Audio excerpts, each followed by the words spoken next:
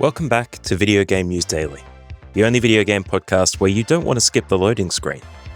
To get notified of new episodes, sign up to the mailing list at signup.videogamenewsdaily.com and subscribe to this podcast for game news every weekday. It's Monday, December 15th, 2025, and this is what a vacuum feels like after the Game Awards. Short one, but let's get into it. Shift Up founder and Stellar Blade director Kim Hyung-tae has received a presidential commendation at the 2025 Korea Content Awards, as reported by VGC. It's recognition for his contribution to South Korea's games industry and the global push of Korean game IP. The rare win here is a government acknowledging games as cultural exports without also trying to ban them in the next breath. At VGC as well, director Casey Hudson is pushing back on talk that Star Wars: Fate of the Old Republic might be more than 4 years away. The project's still described as early, but Hudson's basically saying, "I'm not shipping this on a retirement schedule." This is the modern dev tightrope. You want hype, but you also want expectations to remain within the laws of time. Capcom's leaning into a dual protagonist contrast in Resident Evil Requiem. Grace for the horror-forward sections, Leon for the action-heavy ones. The director suggests that split is close to even and compares the structure to Resident Evil Revelations in terms of perspective swapping. So yes, your panic and conserve ammo chapters come with Roundhouse Kick the Problem palette cleansers.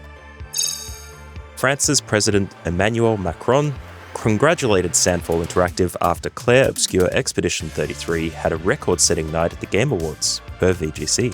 It's a big cultural signal when national leaders publicly champion game studios like film winners. Also, it's proof your RPG build is strong when it gets a presidential buff.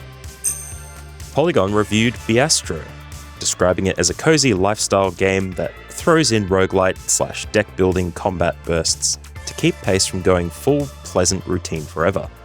This genre mashup trend continues. Take a comfort food loop, add a little knife edge tension, and serve hot. Cozy gamers, welcome to your cardio arc, and if you're keen to check it out yourself, check for the links in the show notes. Also at Polygon, Angeline Era is being framed as a PS1 era nostalgia without just photocopying the past. The gist? It's chasing that early PlayStation feeling while still trying to surprise you, which honestly is the only correct way to do nostalgia now. If I want a perfect replica, I'll just boot up the original and fight the camera controls like it's 1998.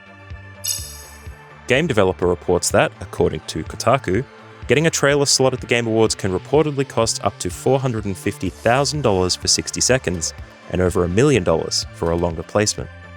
That's not marketing budget money. That's we could fund a whole mid-sized game money. The Keeley tax remains undefeated. Game Developer also covered id Software forming a wall-to-wall union, tying it to broader instability around layoffs and worker protections across the industry.